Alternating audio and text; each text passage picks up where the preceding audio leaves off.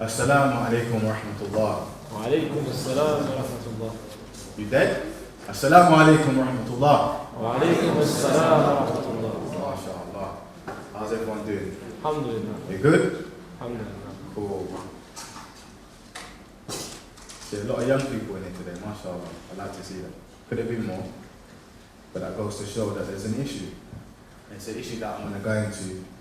But before I do my spoken word, I was requested to give a little insight to my life, to my journey, to my past, and as well as my future, where I'm aiming to go, inshallah, if Allah allows me. And on the sister's side, it seems pretty empty as well. And again, I'm going to kind of slip in a point there, inshallah. Now, I see a raise of hands of anybody that knows me or knows my story or part of my story. Anybody? No? Okay, I've seen about 3 hands go up, 2 hands go up. That's good. So I won't bore you, inshallah. Okay, my name is Shakeel. My mum and my dad named me Romero, and I was their last child. I became Muslim when I was 15 years old. I kept the name Romero in my name because my mum and dad really loved that name. I didn't want them to change it. But I found a Muslim name which was Shakeel, so I put the two together and voila, here I am. But to back up, as you just heard, I became a Muslim when I was 15 years old. 15. I come from London, South London. And at the time, London, if you know or you might not know, was, especially South London, was the place where knife crime was at a rise. Every single week, you would see at least about 3 young boys, majority black boys, faced in the paper who have just got stabbed and have passed away. Every single week, boys aged 11, 12, 10, 13, 16, 18, dead. Severe knife wounds. And then there's me, again, a young black boy living in South London, thinking to myself every single night, when is this going to happen to me? Is this a matter of time? So, time after time, I used to question my life. I used to question my path. I used to question everything. The fact that so many young people are dying, it has a spark. It makes you start asking questions. Because as you know, that's not normal for young people, like many of the young boys we see today, just dying like that.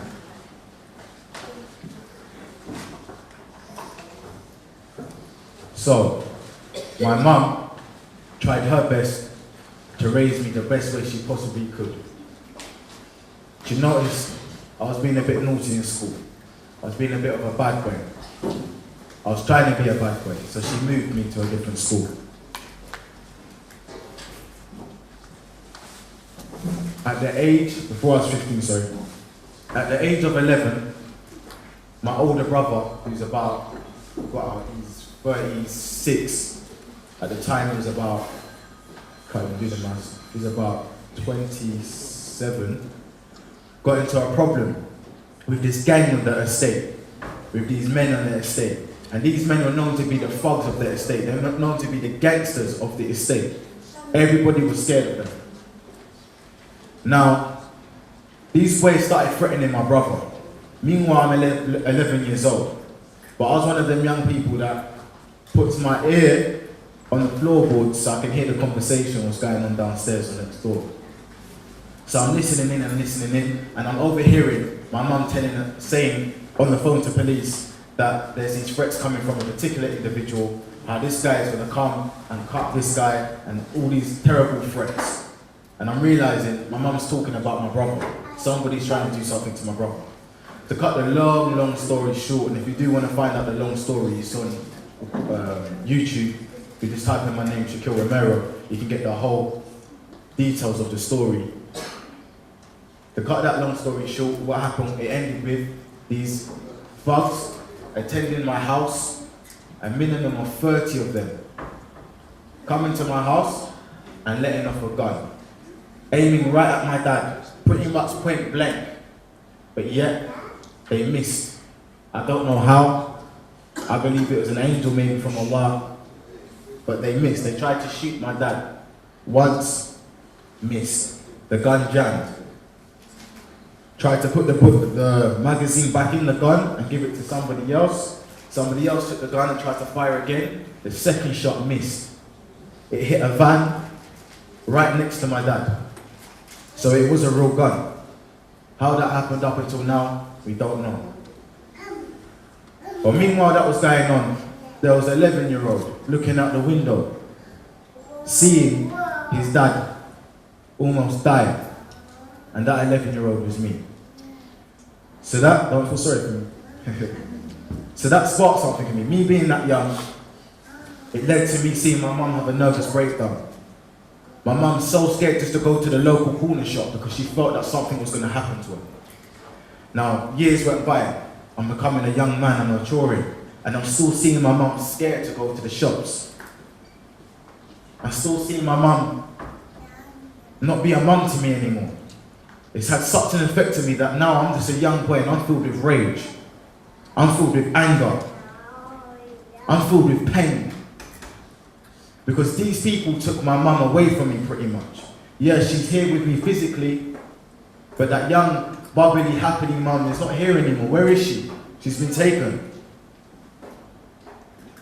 So time after time, I used to pretty much, the way I would study now how to be a proper man, I would study how to be a gangster. Sounds quite funny. But unfortunately, many of our young people do this exact same thing. And again, many of the elders in the community, they don't understand it. So right now, I feel like it's my job to pretty much paint the picture so you understand why our young boys and our young girls want to live a particular life. Why our young boys want to be bad boys. Why our young boys want to carry knives. Why our young boys want to talk with so much attitude and put gold in their teeth and wear Jordans and Arachis. This is why. Because every single boy, and sorry for the sisters, but it's good for you to know if you've got brothers, nephews or sons. Every single boy wants to be a man. Every single boy wants to grow up to be a man that nobody can mess with. No matter how long your beard is, you know deep down you don't want nobody to mess with you. You don't want nobody to transgress your limits. You don't want nobody to come to your family and violate you. Now unfortunately, the way we tell the story of the Prophet Muhammad sallallahu alayhi wasallam has to be diluted nowadays. That we don't show how he was a man and how he was respected. And some of that respect turned into fear to his enemies. Not because he was a horrible man, no, because he was a man of principles. Rather, what we do is that we just show,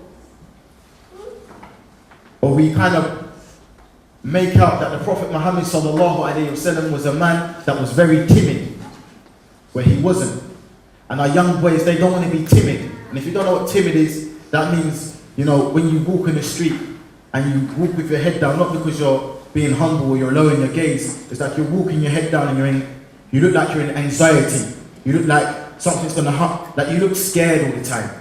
You look like a fox in front of lights, you look scared. Boys don't want to be scared. Nobody wants to be scared. And the guys that look brave on the streets are who? The gangsters. The guys that got all the mouth on the TV and the YouTube videos. They look like the real men. So our young boys say, hey, I don't want to be like this. I don't want to run around like a scaredy cat. I want to be a man. I want to show that I'm brave. They don't necessarily want to be gangsters, but the only people showing the young boys how to be men seems like the gangsters. And trust me, up until now, I still see those so-called gangsters that I used to look up to when I was that age. And I've met them face to face, and trust me, they're not gangsters. The boys or the men that I used to look up to when I was 11 years old, the guys that I used to inspire to be like, now, me being a young man, I've met them in reality. Those rappers that our young boys or young girls see on the TV, I've met them. And when you met them, and when you meet them, and you see them in reality, they're far from what you think. They just put on this persona. Why? Because deep down they're scared. Deep down they have no principles. So they just put up this illusion to make everybody scared of them. It's like a peacock. Deep down, a peacock is beautiful. When you look at the peacock, you know it's a beautiful thing. Every single one of us in this room, we're beautiful people, we're nice people, we're lovely people deep down.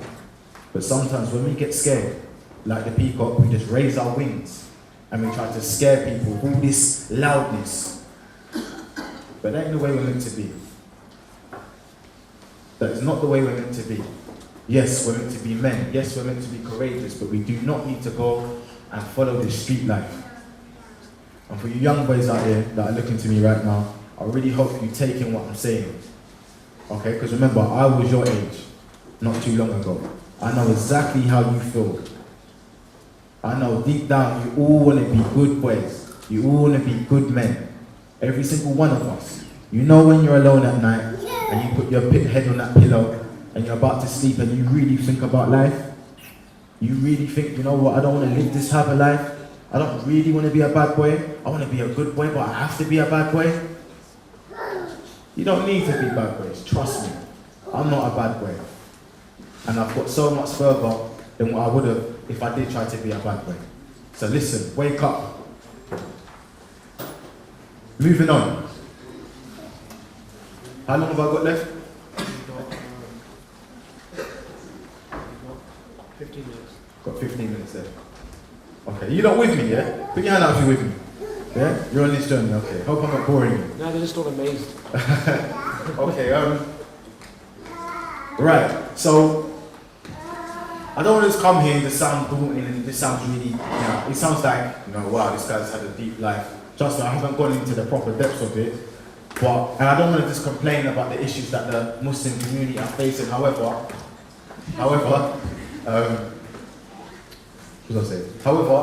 I'm going to highlight a lot of issues, okay? And I don't want nobody to beat me about this, okay? Right, I'm going to be real with you. Remember, I'm still a young man myself. I'm still trying to find my feet firmly in this thing. I'm still shaking every single day, every single minute, okay? But I'm going to keep it real from the kind of, maybe the trials and tribulations I go through and that I know that the young people and the young sisters go through. Okay, number one, music. Music, wow. This is something that is killing, infecting our young people, as well as some of our mums and fathers. But we're not allowed to say that, are we? Well, I'm one of those type of guys who, unfortunately, I just say what I feel needs to be said. Now, if there are mothers or fathers in here, I just want you to hear me. Majority of us believe the opinion that music is haram. Yeah? It's haram. Now, I just want to go a bit further into this. I'm not going to give no tafsir or anything like that. I just want to go and show you the true effects. Because right now it seems everything is haram. But I just want to show you the effects that it has on the soul. The effects that it has on us as human beings. Okay. And let me just break it down to you like this. You got one artist. And I'm going to say an artist's name. Sorry again. I'm going to say an artist's name and I'm going to name him. Because most of our young girls and boys listen to him. But I'm going to show you how deep this thing is. Drake.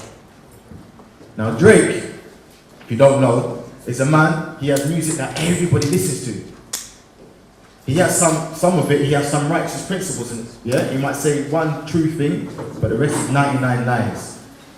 But that's one artist.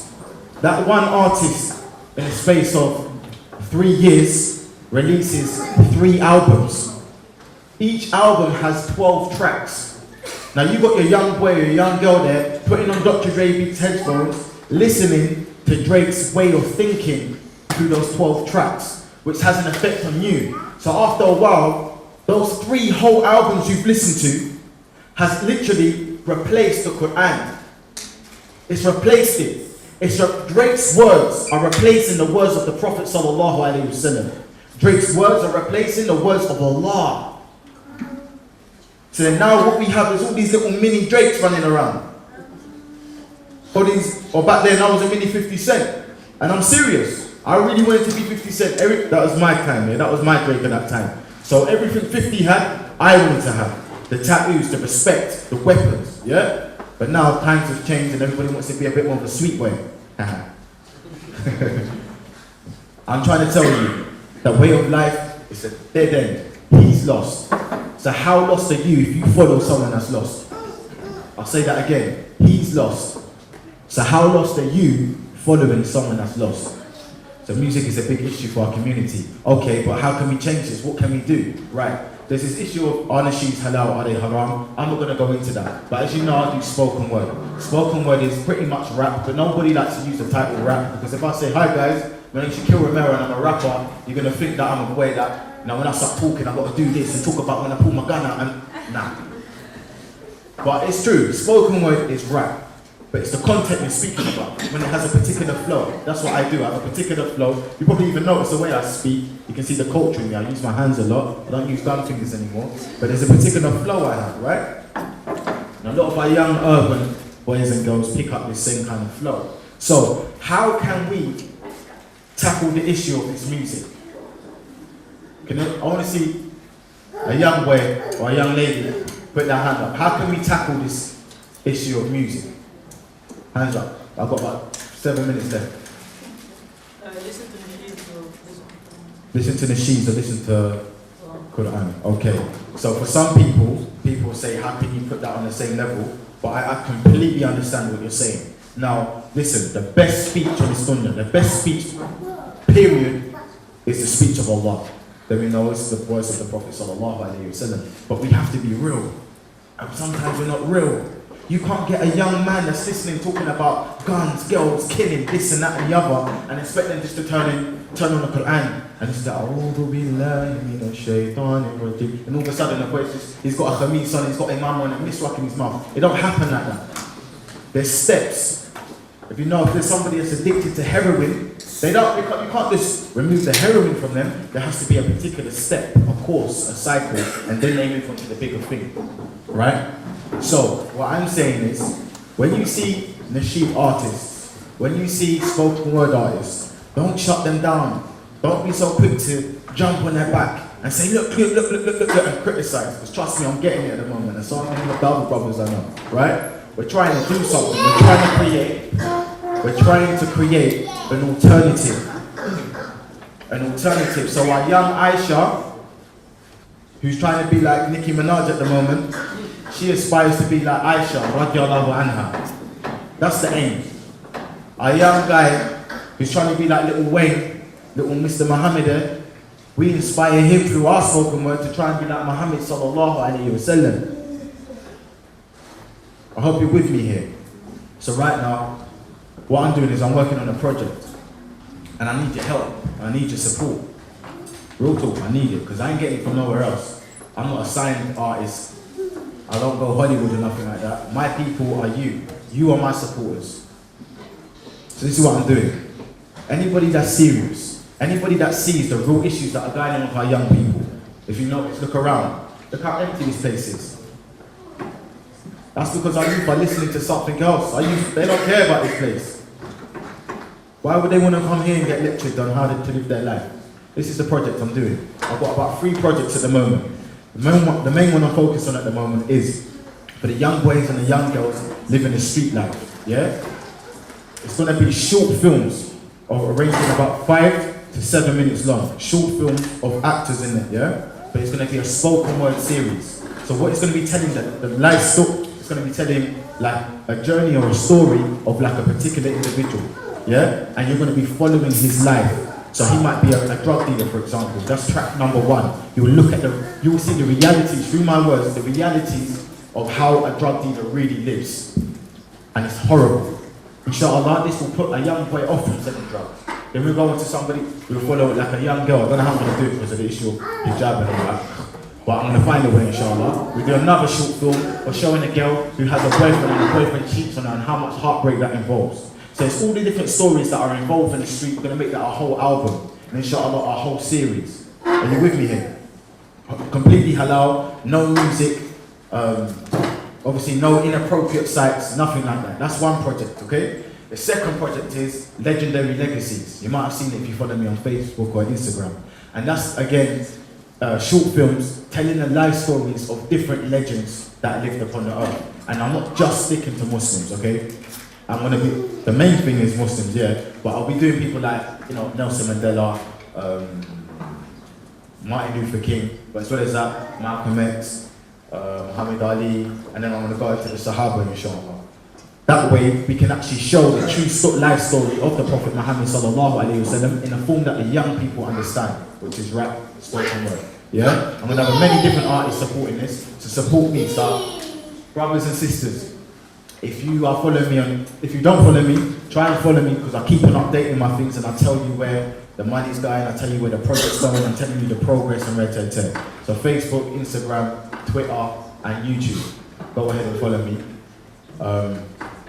And I think my time's up, so I'm going to round it off with some spoken word, inshallah. Give me the mic.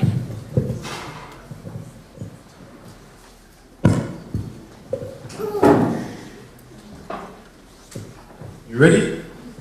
This is a bit old, and I haven't done it for ages, so bear with me if I start. When I picture the Sahaba, this is my vision. Them looking at Spartans, but with hearts that glisten. Hearts far from distant, from love of Allah, marching on a mission. Tongues uttering dhikr. La ilaha illallah, verily Allah is with us, and His messenger assists us. May Allah grant Him blessings. Some of the Sahaba had to suffer, for instance. Bilal, who was whipped and left under the sun that was blitzing, but his heart was fixed on his religion, saying there's only one God, Allah. There was Umar ibn al-Khattab who mastered discipline. A man so hard the shaitan would disappear. A man so harsh the sisters would fix their gear. You'd think he was standing up if he was sitting here. He was a man who was tough, nothing like these little twits. There was also Abu Bakr, whose heart would give and give. For example, Umar gave half, whilst Abu Bakr gave all of his riches. Not that one's better than the other, but he knew with Allah lay his risk. What type of man was this? A Sahaba, a man that did exist. When I picture the Sahaba, this is my vision. Them sitting in the Kaaba, listening to wisdom, verses from Allah and words from the Blessed One, getting all the answers if they ever had a question. This is the Sahaba, there's too many to mention. However, there's Osama, a warrior from an infant. Also Abu Darda, who kept what was sufficient. Here we have real men, the garden was their mission. This is the Sahaba, make sure you listen. Oh Allah, please raise us with them.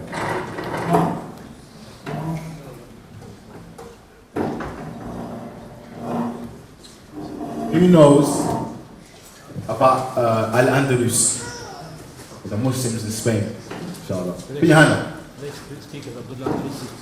Oh, is it? Okay, inshallah, okay. So I was really fascinated when I found out that Muslims ended up going to Spain and wow, they done wonders there. So I thought I'd write a poem about it, inshallah. Young boys, do you know about it? You lot here? No? You lot here? Do you know about, did you know Muslims went into Spain? To Spain, you know? Okay. But here it is. These are true stories of warriors and scholars, kings, soldiers, the wise who spread their knowledge across their borders, whether with boats, foot, camels or horses. I'll relate to you an imagery of a history which seems to be distorted. There's something I was never taught when I was in school. I was left with foolish thoughts, thinking Muslims were mere fools. I was never taught that the whole world was almost ruled by these so-called fools. Hold that thought. This I give is the history of Islam, strictly giving the facts. Let's look at a map of a world that they once thought was flat. Back 1,400 years ago, in the Arabian desert, came down from the heavens, holy scriptures to a man to convey the message. His name was Muhammad, sallallahu alayhi wasallam.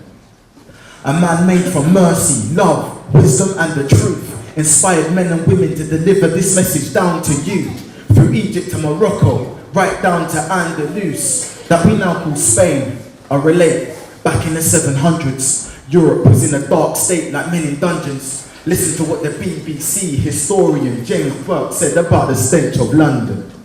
He said, people threw their refuse in the centre of the streets. This means feces, urine and whatever filth you can think. Europe was miserable, filth was visible. They were drenched in superstitions. They were barbaric, hard-headed but said they were Christians. At the same time, but out the same place, as we go down, the Muslims entered into the south of Spain. Being a part of Europe, this land was the same, drowning in shame. However, after 200 years, out came an age known as the Golden Age.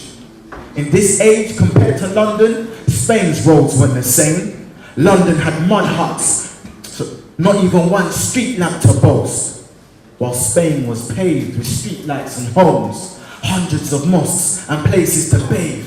By the way, these aren't just my quotes, these are words from James Bott, the historian.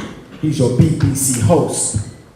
These are true stories of warriors and scholars, kings, soldiers, the wise who spread their knowledge across their borders, whether with boats, foot, camels or horses. I relate to you an imagery of a history that seems to be distorted.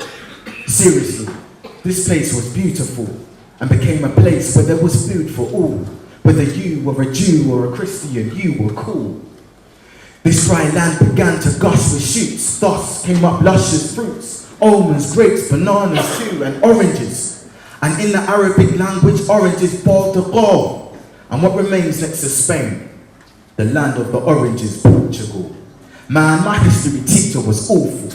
I was taught about myths of all sorts. I thought Muslims were desert men. I thought they were irrelevant. Now I see these so-called desert men brought their intelligence. They taught how to talk eloquent. The Muslims brought their medicines and taught about elements. You want the evidence? Look to our schools and our maths and chemistry bit. Algebra, alkalites, alchemy. Now what type of language has al in it besides Arabic? These are true stories of warriors and scholars, kings, soldiers, the wise who spread their knowledge across their borders, whether with boats, foot, camels or horses. I relate to you an imagery of a history which seems to be distorted. Thank you very much.